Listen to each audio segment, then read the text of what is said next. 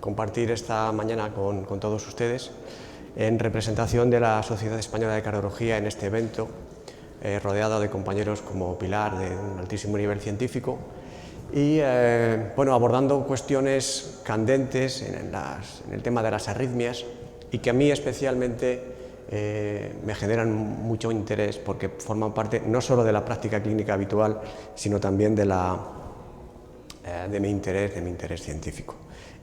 A lo largo de los próximos 20-25 minutos voy a completar un poco lo que la doctora Mazón ha definido con mucha exactitud en el manejo del paciente con fibrilación auricular. Ya hemos hablado de un elemento fundamental que es la prevención tromboembólica y ahora vamos a abordar una cuestión que también tiene gran interés en la actualidad porque algunos de los paradigmas que manejábamos están cambiando y es el control del ritmo. El control del ritmo lo debemos entender como una estrategia que puede motivar diferentes intervenciones terapéuticas en un paciente con fibrilación auricular en el que nos interese restaurar de forma persistente el ritmo sinusal porque pensamos que le va a mejorar la calidad de vida, la cantidad de vida o porque le va a reducir las hospitalizaciones.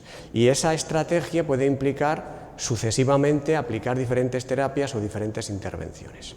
Bueno, vamos a ver qué hay de nuevo y cómo podemos establecer esta estrategia de forma más o menos eficiente. Estos son mis conflictos de intereses. Cuando hablamos de la necesidad de implementar una estrategia del control de ritmo, tenemos que pensar que tiene que estar basada en una lógica de eficacia y de seguridad. La primera de las premisas que se tiene que cumplir es que la aparición de fibrilación auricular se asocia a un peor pronóstico. La segunda es que al restaurar el ritmo sinusal podamos revertir ese empeoramiento del pronóstico y la tercera es que dispongamos de herramientas que sean eficaces y seguras para restaurar el ritmo sinusal. Bueno, yo creo que todo el mundo sabe que la fibrilación auricular, sobre todo la fibrilación auricular incidente, genera un detrimento en calidad y en cantidad de vida en las personas que lo sufren. Desde hace ya mucho tiempo, este es un subestudio del grupo de estudios Framingham, que en diferentes grupos etarios y en diferentes géneros hay un exceso de mortalidad vinculada a la aparición de fibrilación auricular, que es de 1.5 veces en mujeres y casi 2 veces en varones. Además sabíamos, por un subanálisis del estudio AFIRM, que la persistencia del ritmo sinusal en pacientes que previamente lo habían perdido se asociaba a un incremento en la supervivencia. O en otras palabras, se reducía casi un 50% la mortalidad. Lo que pasa es que en este subanálisis del estudio AFIRM había una cuestión muy interesante y es que si el peaje que había que pagar por recuperar el ritmo sinusal era aplicar fármacos antiarrítmicos, como se aplicaron en el estudio AFIRM, se perdía el beneficio del ritmo sinusal. De manera que la información que disponíamos de los ensayos clínicos que se publicaron a primeros de este siglo, con muchos pacientes del siglo pasado, estamos hablando de estudios que tienen una trayectoria de más de 20 años, varios ensayos clínicos, que son los que les pongo ahí ponderados en un metaanálisis, pues se puso de manifiesto que en aquel momento y con las herramientas que se disponían no era mejor el control del ritmo que el control de la frecuencia en términos de supervivencia. De hecho, había una cierta tendencia hacia que el control de la frecuencia cardíaca fuera incluso mejor y tampoco había una reducción en el riesgo de ictus. Bueno, esto quedó más o menos ahí y se creó el paradigma de que el paciente que llega a urgencias con fibrilación auricular, betabloqueante y anticoagulación. Y eso fue muy dañino para nuestros pacientes. Y la pregunta es, ¿por qué nos tenemos que replantear esto? ¿Hay algún motivo que nos lleve a replantear ese cuerpo de evidencia que parecía imbatible e inamovible? La respuesta es que sí. Primero, porque realmente los elementos o las actividades terapéuticas que empleábamos para recuperar el ritmo sinusal en aquellos tiempos, o por lo menos lo que ocurrió en estos estudios, eran muy poco eficaces para restaurar el ritmo sinusal. Aquí les pongo el porcentaje de pacientes que estaban en ritmo sinusal al finalizar el estudio. Esto es una sobreestimación real o una infraestimación real de la recurrencia de fibrilación auricular, porque muchos de estos pacientes seguramente tuvieron fibrilación auricular durante el seguimiento. Bueno, si somos más o menos sensatos, podemos decir que solo 1 de cada 2 pacientes que derivábamos a control de ritmo realmente recuperaban el ritmo sinusal de forma mantenida. Y paralelamente a esto apareció la ablación con catéter, o mejor dicho, se refinó la ablación con catéter, que básicamente Lo que sabemos de forma incontrovertible es que reduce mucho las recurrencias de fibrilación auricular frente a los antiarrítmicos. Y les muestro algunos de los primeros estudios que compararon fármacos antiarrítmicos frente a ablación con catéter, ya sea con radiofrecuencia, los dos primeros con crioablación, y como ven, la diferencia o la supervivencia libre de fibrilación auricular es incontrovertiblemente mayor en los pacientes sometidos a ablación. Bueno, pues esto tiene que, o va de la mano con la fisiopatología de la fibrilación auricular y con un elemento fundamental a la hora de replantearnos el control de ritmo, y es la importancia del tiempo. La importancia del tiempo en fibrilación auricular, que modifica la fisiopatología de la misma. Porque al principio, cuando los episodios son recortados autolimitados, cuando predomina el ritmo sinusal, no hay un remodelado importante en la aurícula. La aurícula no está enferma. Y básicamente podemos decir que la arritmia depende de un factor desencadenante, que es fácilmente controlable con terapias. Conforme pasa el tiempo, la importancia relativa en la fisiopatología de la fibrilación auricular va no dependiendo tanto del factor desencadenante, sino del remodelado, primero eléctrico, luego anatomopatológico y luego anatómico en las aurículas. Los episodios son cada vez más duraderos, cuesta más trabajo revertir el ritmo sinusal hasta que finalmente la fibrilación auricular se transforma en permanente. ¿Y esto es importante? Pues sí, esto es muy importante, porque en los estudios que les he comentado, que sentaron el axioma de que anticoagular y beta-bloqueantes era lo mejor, realmente el tiempo de evolución de la arritmia era muy prolongado. Aquí les pongo el promedio de tiempo de la duración de la fibrilación auricular que motivó el ingreso en el ensayo clínico. No lo disponemos en el caso de la FIRM, aunque sí que sabemos que en el 38% eran más de 6 meses, pero fíjense, en muchos casos podemos andar en torno a 1 año de evolución de fibrilación auricular. Hoy sabemos que 1 año de evolución de fibrilación auricular es mucho. Probablemente lleguemos tarde. Por eso aparece el concepto del control del ritmo precoz, o mejor dicho, del control precoz del ritmo, probablemente sea más apropiado. Y bueno, pues en esa dinámica o en ese sentido aparece este ensayo clínico que todos conocerán, que se publicó en el 2021 en New England, que es el ISAFNET, en el que se trata de reproducir el AFIRM 20 y tantos años después, con alguna o que otra herramienta terapéutica distinta, pero con un dato muy importante, y es que el tiempo de evolución de la fibrilación auricular debía de ser corto, menos de 1 año desde el momento del diagnóstico, pero en realidad la mediana de tiempo, la mitad de los pacientes que se incluyeron en el estudio tenían menos de 1 mes. Estábamos hablando de control precoz del ritmo. Muchos pacientes estaban asintomáticos y a todos se les trató. La estrategia de tratamiento anticoagulante de prevención tromboembólica fue similar, cosa que no ocurrió en el estudio AFIRM. Bueno, como todos ustedes saben, a lo largo del estudio, la mayoría de los pacientes en el brazo control del ritmo fueron tratados o con fármacos antiarrítmicos o con ablación, aproximadamente un 20% al final del estudio, mientras que se fue bastante coherente en el sentido de que aquellos que fueron tratados con tratamiento médico óptimo sin pensar en recuperar el ritmo sinusal fueron solo una minoría los que se trataron con fármacos antiarrítmicos o con ablación con catéter. Y lo que apareció fue pues que el evento combinado primario, que era un evento combinado de muerte, hospitalización o ictus, se redujo de forma significativa en el control precoz del ritmo, en torno a un 20% en términos ajustados. Y se hace, y ocurría, la separación de las curvas relativamente pronto. A partir prácticamente de los 6 meses, las curvas de supervivencia se comienzan a separar. Importante, en esto abundaremos después, el beneficio fue similar en pacientes sintomáticos y asintomáticos. Y pese a que la tasa de ritmo sinusal en el brazo control fue elevada, hubo hasta 20%, más de 20 puntos porcentuales de diferencia en ritmo sinusal al finalizar el estudio. No hubo más eventos adversos ni más coste sanitario por el control del ritmo precoz, y por primera vez en una estrategia de control del ritmo se reduce el riesgo de ictus. De esto hablaremos después, porque enfatiza en la importancia probablemente de la carga de fibrilación auricular como modulador del riesgo tromboembólico. El ISAFNET nos da unas certezas, pero también nos crea muchas incertidumbres, algunas de las cuales las he pormenorizado en la tabla, pero que tienen que ver fundamentalmente con dos. Primero, cómo seleccionaron los pacientes, esa es la clave de todo, y de eso hablaremos al final. Seguramente eran pacientes muy seleccionados, porque fueron muchos años de reclutamiento para llegar a 2000 y poco pacientes, y en segundo lugar, cómo se hacía la monitorización de los pacientes, cómo se decidía el manejo de los fármacos, que fueron los que en su mayoría se utilizaron para el control del ritmo.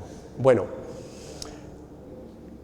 una de las enseñanzas del ISAFNET comparado con el AFIRM es que no solo se trata de actuar antes, que sí, que ya hemos visto que se actuaba muy precozmente porque la mediana de tiempo en FA era solo 30 días, sino de actuar mejor. Los investigadores del estudio AFIRM, poco tiempo después de que apareciera el ISAFNET, cogieron su base de datos y publicaron los resultados de la suya, analizando el beneficio del control del ritmo en función del tiempo de evolución de la fibrilación auricular en su estudio. Lo categorizaron en menos de 6 meses, más de 6 meses, y a ellos no les sale significativo, no hay diferencia, pero probablemente por lo que decíamos, 6 meses probablemente es mucho tiempo de fibrilación auricular.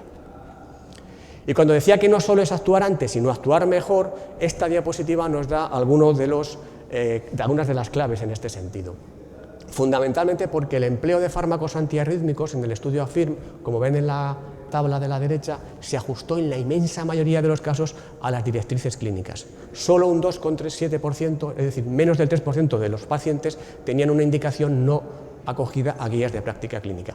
Probablemente eso no ocurrió en el estudio AFIRM y probablemente eso fue lo que penalizó la estrategia del control del ritmo en ese estudio.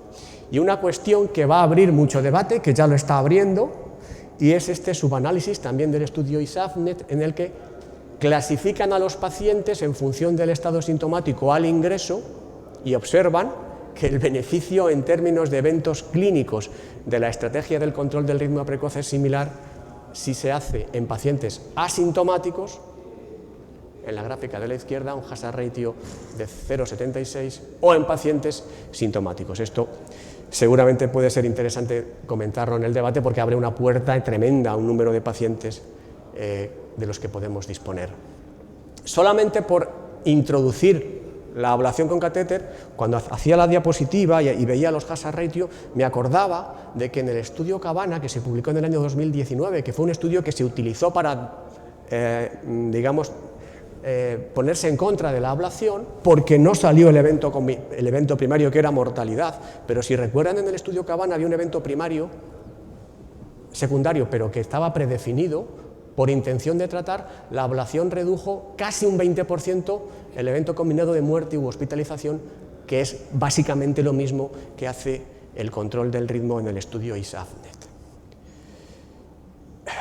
El concepto de carga es un elemento que probablemente va a modificar la estrategia de tratamiento de los pacientes con fibrilación auricular. Primero, porque vamos a disponer, o ya disponemos de tecnologías que nos van a permitir monitorizar en tiempo real el estado del ritmo del paciente.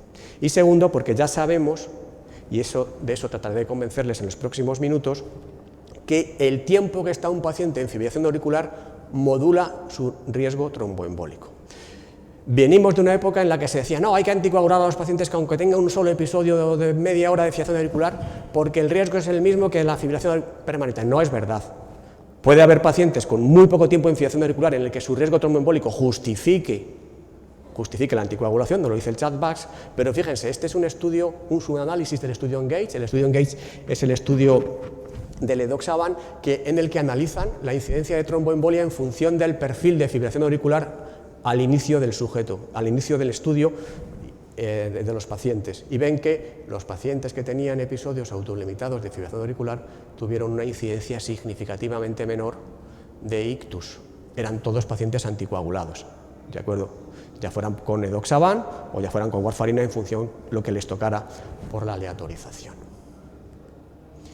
Y cuando hablamos de carga, hablamos de la necesidad de monitorizar de forma permanente el ritmo, y este es un trabajo en el que incluyen pacientes, muchos pacientes, más de 21.000 pacientes sometidos a monitorización con dispositivos que tienen capacidad para definir el ritmo atrial, dispositivos de marcapasos o desfibradores en modo DDD, es decir, están monitorizando continuamente el ritmo atrial. Y podemos definir el concepto de carga, que carga es porcentaje de tiempo en fibrilación auricular respecto al porcentaje de tiempo. ¿Y qué vimos? Pues estos señores lo que hicieron fue definir el riesgo de ictus en función de la duración máxima de los episodios. Y como ven, se complementa, o mejor dicho, modula la duración máxima de los episodios en fibrilación auricular modula el riesgo de ictus que nos define el CHA2-VASc. De manera que pacientes que tienen mucho tiempo en fibrilación auricular, más de 24 horas como duración máxima del evento, aunque tengan un CHA2-VASc bajo, van a tener una incidencia de ictus muy alta, y al revés, pacientes que tengan episodios muy cortos, aunque tengan un CHA2-VASc relativamente alto, van a tener un riesgo de ictus menor. Este elemento que hoy vamos a poder ser capaces de medir con otras tecnologías, dispositivos wearables, teléfonos inteligentes, seguramente en el futuro más próximo va a ser una herramienta fundamental a la hora de definir el riesgo tromboembólico y de la implicación que tiene esto en el tratamiento anticoagulante. Bueno, pues si algo hace la ablación con catéter, ya sea la ablación con catéter con crioavalón o con radiofrecuencia, es reducir la carga arrítmica. Estos son los resultados de un estudio comparativo en pacientes con fibrilación auricular a los que se les hacía crioablación o radiofrecuencia, y ven cómo la carga antes y después de la ablación se reduce dramáticamente. Ese es el gran resultado de la ablación con catéter en términos medibles. El desarrollo de las técnicas de ablación en los últimos 15-20 años ha ido en un sentido claro, en la simplificación de los procedimientos, de manera que sean cada vez más sencillos de hacer, se consigan con más facilidad los objetivos durante el procedimiento y además que se haga de una forma más segura, de manera que se pueda generalizar a la comunidad de electrofisiólogos, porque probablemente tenemos que llegar cada vez a más pacientes, hasta el punto de que ya hay estudios publicados en New England el año pasado que comparan la crioablación de venas pulmonares con los fármacos antiarrítmicos en pacientes seleccionados con FA paroxística y primer episodio de fibrilación auricular. Y como ven en las dos gráficas, la ablación reduce de forma muy significativamente el porcentaje de sujetos que tienen recurrencias, muy significativamente. Y no solo estamos mejorando el procedimiento, sino que estamos mejorando el curso clínico del paciente cuando lo recibimos para hacer ablación. Estamos hablando de que si tenemos que generalizar una estrategia de control del ritmo precoz a los pacientes con fibrilación auricular, incluso podría ser que a los asintomáticos, y que el elemento angular puede ser la ablación, nos va a venir una avalancha de pacientes, para los que nuestros centros hospitalarios probablemente no están preparados. Tenemos que empezar a pensar en que al hospital deben venir realmente pacientes que realmente lo necesiten, y tenemos que desvincular todas las técnicas intervencionistas posibles de la hospitalización. Y en este sentido nuestro grupo ha sido pionero de poner en marcha una estrategia de alta en el día en pacientes sometidos a ablación con catéter de fibrilación auricular. El paciente llega por la mañana, se le recibe en un hospital de día, se le hace el procedimiento, está unas horas en el hospital de día bajo control, se le hace un check-in clínico, se le administra el anticoagulante de acción directa, se controla la hemostasia, deambula, se le hace un ecocardioscopio y se va a su casa. Esto es factible en más del 90% de los pacientes, porque cuando hay complicaciones ocurren pronto. La incidencia de complicaciones que requieren asistencia urgente en los siguientes 10 días es similar en los pacientes que se van de alta en el día respecto a la estrategia convencional que hacíamos antes, en la que el paciente quedaba un día hospitalizado. ¿Por qué?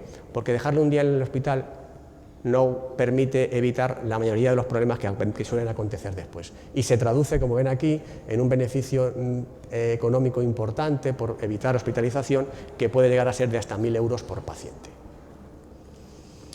Bueno, para concluir, por tanto, yo soy un firme defensor del ritmo sinusal y de la necesidad de restaurarlo, lógicamente, en pacientes seleccionados, porque yo sí creo que reduce la morbimortalidad en este grupo de pacientes. Que si lo hacemos de forma eficaz y segura, con las estrategias farmacológicas o invasivas de las que dispongamos, al final somos capaces de reducir carga rítmica y se traduce en menor incidencia de enfermedad tromboembólica arterial.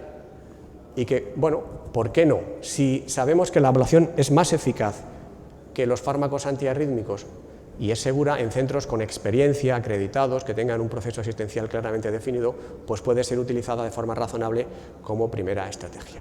¿Cuál es el problema? Ahora, sabemos cómo hacer las cosas, cuándo hacer las cosas, pero yo creo que no sabemos a quién hay que dirigir razonablemente a una estrategia del control del ritmo. Es decir, yo creo que la primera de las conclusiones no está cerrada, y aquí está la madre del cordero de la cuestión. Y por eso yo creo que el futuro va a depender de que lo que llamábamos sentido clínico, que es lo que un médico analizaba en base a su conocimiento frente a un paciente, tenga que estar ahora basada en métodos mucho más avanzados de procesamiento de la información. La medicina cada vez se está saliendo más tanto de las salas de electrofisiología como de las consultas. Hay tal cantidad de datos de los que disponemos que es imposible que los sepamos analizar de forma eficiente, y cada vez más hay una necesidad de contar con personas formadas con experiencia en el análisis avanzado de la información. Nuestro grupo tiene desde hace unos años un grupo de ingenieros que nos ayudan con técnicas de inteligencia artificial para el control y análisis de los datos. Y esto es uno de los primeros artículos que acaba de publicar nuestro grupo, en el que lo que hacemos es utilizar toda la cantidad de información que teníamos en pacientes que eran dirigidos a una cardioversión eléctrica electiva por fibrilación auricular y porque el clínico había decidido que era bueno cardiovertir para restaurar el ritmo sinusal. Se categorizaron varios ítems: cardioversión espontánea, cardioversión farmacológica, cardioversión eléctrica y recurrencias, y el modelo de Machine Learning fue capaz de mejorar la posibilidad de categorizar bien al paciente, de predecir bien lo que iba a pasar. Fíjense, incrementa un 30% la categorización correcta de la recurrencia y un 34% de la restauración del ritmo sinusal. Es decir, 1 de cada 3 pacientes en los que los modelos predictivos clínicos habituales no son capaces de predecir que va a recurrir, las técnicas avanzadas de análisis de los datos, la inteligencia artificial, lo consigue. Obviamente no es un modelo perfecto, hay pacientes que se nos escapan, pero yo creo que la clave, el futuro, en estos momentos en los que la estrategia del control de ritmo parece que se instaura como el estándar y van a ser muchos los pacientes que lo van a necesitar, la clave es seleccionarlo, probablemente con el empleo de herramientas nuevas de inteligencia artificial que nos permitan seleccionar correctamente a los pacientes. Y bueno, pues esto era un poco todo lo que les quería contar. Les doy muchas gracias por su atención.